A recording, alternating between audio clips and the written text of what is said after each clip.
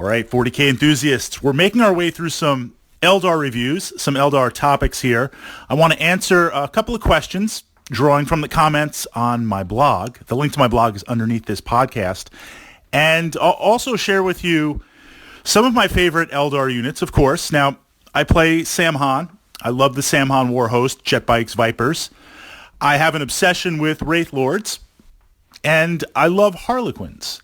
But there are a lot of really amazing units. There's other amazing units out there in the army that I like to explore from time to time. But I find some of them really challenging based on either how the narrative is implemented. I mean, Games Workshop has this idea of a unit, and it fills a role, and it occupies some place in the 40K universe. And then at some point, in some edition, because many of these units, not just for Eldar, but across the spectrum of 40K, some of these units might be as old as you are in terms of playing, 20-something years old. And depending on where they were implemented in that narrative structure, Games Workshop says, hey, we're going to have Eldar aspect warriors, and we're going to do this and this and this based on the various shrines. How has that kept up over the editions? And then the other downward pressure, or perhaps upward pressure, depending on where you fall, is the various changes in the rules, the core rules, the big rule book over the years. Not all these units have kept up, and the meta has changed with how they operate. So we kind of have this whole matrix going on, and I wanted to use that as a way to begin to explore some of the different aspects out there to play with Eldar. Howling Banshees. I have loved the idea of Howling Banshees forever. They hit kind of a triple threat on there in that, first of all, they leverage the assault. I really, really like the assault in 40K.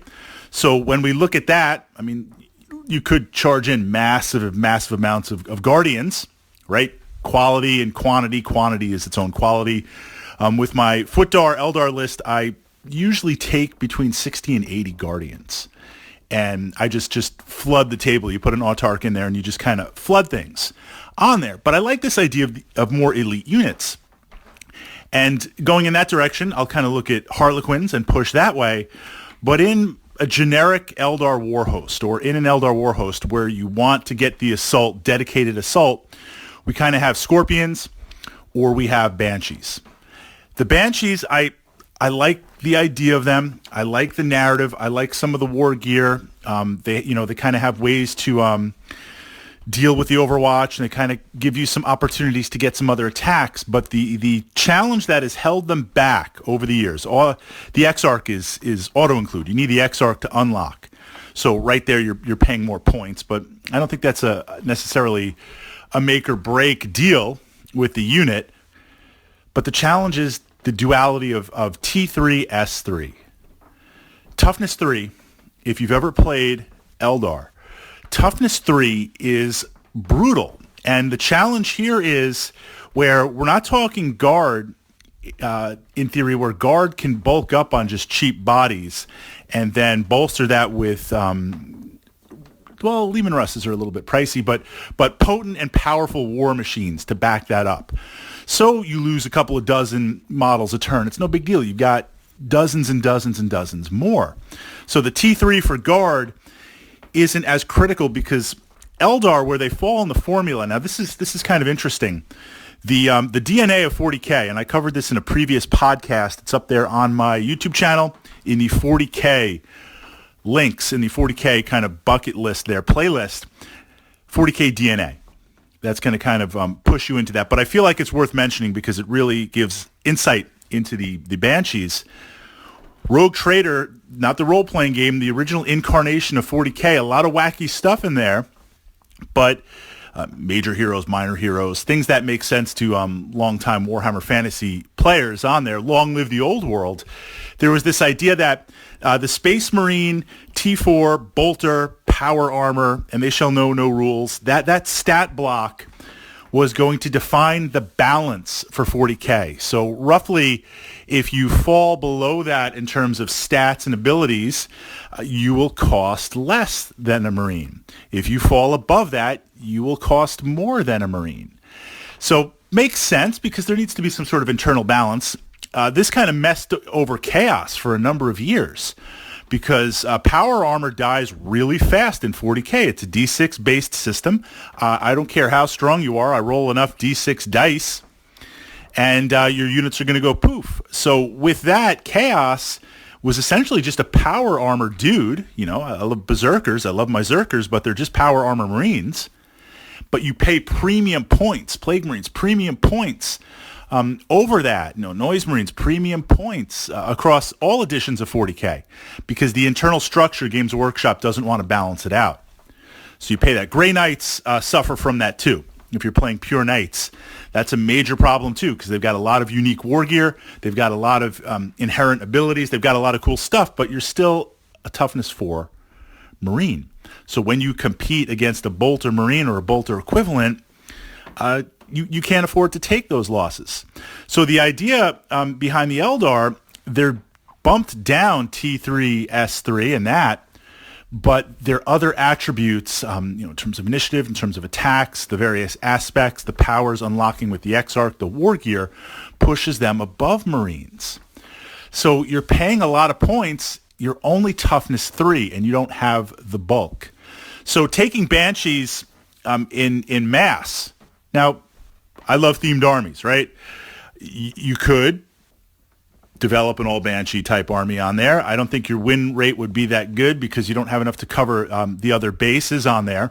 But now we're looking at this idea of taking 1 or 2 units and where does it fit into the war host? So our first challenge with all units in 40K is to be honest and ask, what are the strengths of this unit? What are the weaknesses of this unit? Under the current rule structure, does Games Workshop favor the unit or disfavor it? Come up with a way to leverage the stuff that works on it that's good, and the stuff that's not so good on it, find a workaround, find some support. Now, of course, you got to balance that out with points. Or, as I often do in many of my lists, especially my Harlequin list, look and say, yeah, this is a weak point. Absolutely. My opponent's going to see that right away and exploit it. Do I have other models? Do I have other things that I can utilize against my opponent to keep them busy? And in keeping them busy, they can't exploit those weaknesses. And there's a lot of moving parts here, right? This is the great part about 40K because we're trying to figure things out, and it's a contest of wills back and forth. A lot of really cool stuff in there. So I need to negate the toughness 3. What that means is if I'm going to use them offensively, where I'm going to charge into my opponent's deployment zone and put them to the sword, the power sword, then I need some sort of transportation. Well, okay, so now I've invested points in transportation. Do I need something to take away from my opponent shooting that transportation down? And there's this idea of redundancy. 1 is none, 2 is 1, 3 is some. If I load up Banshees in a transport in a wave serpent and send them out, I've only got 1 delivery system. I've only got 1 group. Possibly my opponent can sink that in 1 turn of shooting. I'm stranded midfield. I'm out in the open. I'm T3. I'm a close combat unit. No range support. I'm in a lot of trouble. I've now lost both those aspects of my army.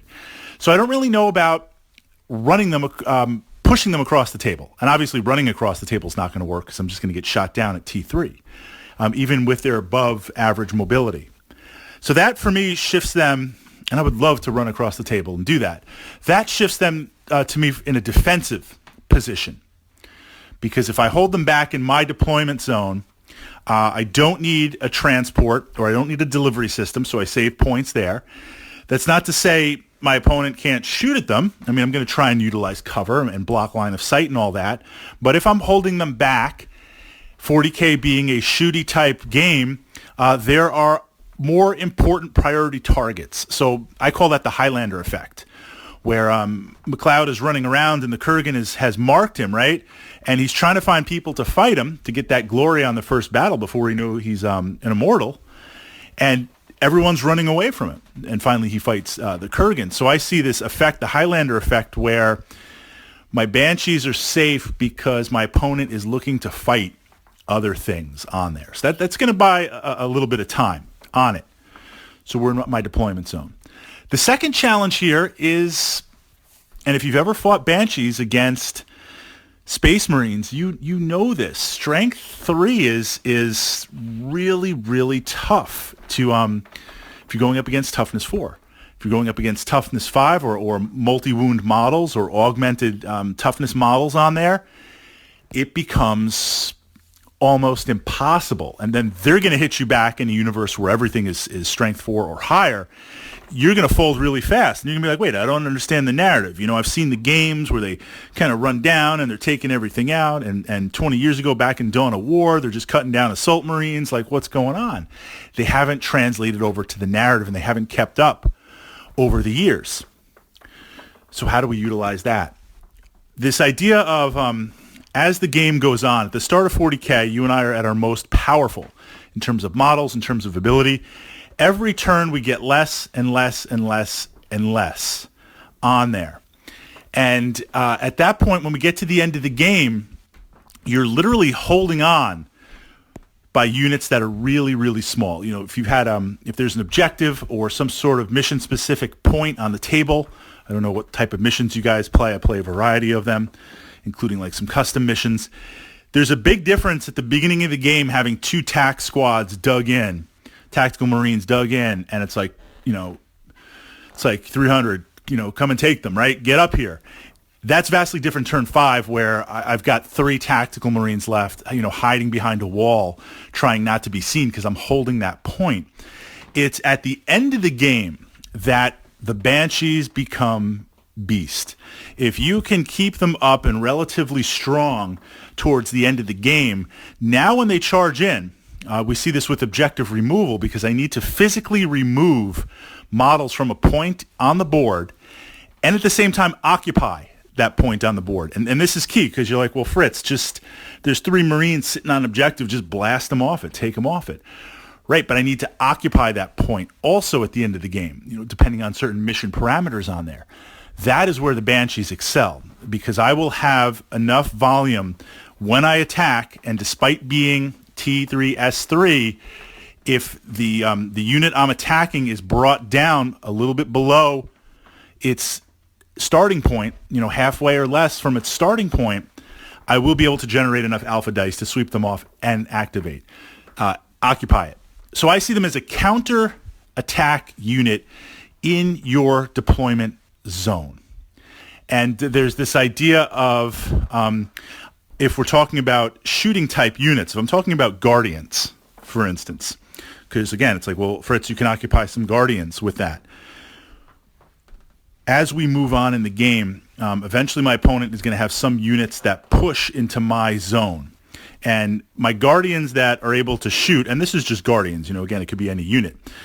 My units that can shoot, if they're not in range, that's wasted dice every turn. So if I have a group of Guardians sitting in the back, they're not shooting, literally take all the dice they're going to shoot, put them next to the unit. You're not utilizing them that turn. I'm not utilizing them that turn. Every turn, you want to be in range. Every turn is getting into position to be in range for that. So as we move to the mid and end game, and I'm pushing all of my units forward, that leaves things in the back interesting. That leaves things in the back in my deployment zone for my opponent to come in. They're going to make a play for that. And then again, that's where these Banshees in theory are going to utilize that. So possibly the cleanup crew. And in my Samhan Warhost, I have Wave Serpents, and every now and then, and depending on what's going on, I will most of the time I take Guardians, because I've got my points mainly in jet bikes, Vipers, and elf magics and things like that. But I do like to play the different aspects. So it's the same list, it's the same core tactics, but we diversify a little bit. We have a little bit of fun on there. Now, when in doubt, if I don't know what to do, you take Fire Dragons. Can't go wrong with Fire Dragons on there. But occasionally I will take one Wave Serpent with Banshees. And the interesting thing with this is that Wave Serpent hangs back and essentially acts as a gunboat. And it identifies one objective that, or point on the table, that mid-game, and later on, that's what it's going to secure. And given the speed of the Banshees and given the speed of the Wave Serpent, I can be on the opposite side of the table or midfield on the table, look far away, keep them fresh, keep them up. We move to mid-game, end-game, and then zoom out and move in there. But again, and I usually use them to sweep away attack squads that have been brought down, or bigger squads that have been brought down 50% or less. I still wouldn't send them up against a fresh squad unless I had no choice. Sometimes you have no choice. You have to do what you have to do. I wish they were a little more competitive. Fantastic looking models. Love them. Love the armor on them. Love everything about them. But they really, really struggle in that meta aspect. They haven't really translated that well over the years. Their height of implementation was, I would say, 2nd and 3rd edition, where the assault was a lot more brutal. It was a lot more definitive. And because models were a lot more expensive, if you can get a hold of the PDF, not that I encourage piracy, but if you can get a hold of the PDF for the 3rd edition 40K rulebook, it's interesting because it has the rules, it has hobby stuff and models, and it has the entire armies in the back. That's when you actually got everything in one, and things were a lot more contained and chapter approved, kind of supplemented things. With that, you look at, there's a picture of a dude, he's like, this is my 1,500 point Black Templar army. And you look at it and you're like, it's a land speeder, a tank, and like 3 units. It's like a big kill team game. Like what? Because points were so expensive. Then, of course, Games Workshop is like, reduce points on everything and just flood the table with models and have big, massive games on there. Turn 40K essentially into epic 40K, but on heroic scale. Banshees worked back then fantastically because there wasn't that much stuff on the table.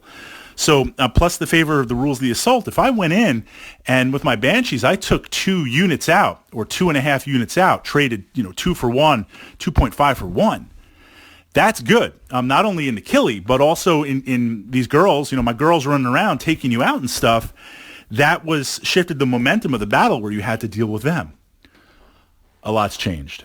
So that's kind of my feeling on Howling Banshees. But again, with every unit in 40K, not just Eldar, that is not as good or you're struggling to look how to play it, make that list. What is it good at? How are you going to get it there? How is your opponent going to stop it? Can you counter that by adding other units? Or can you counter that by keeping them busy with other things?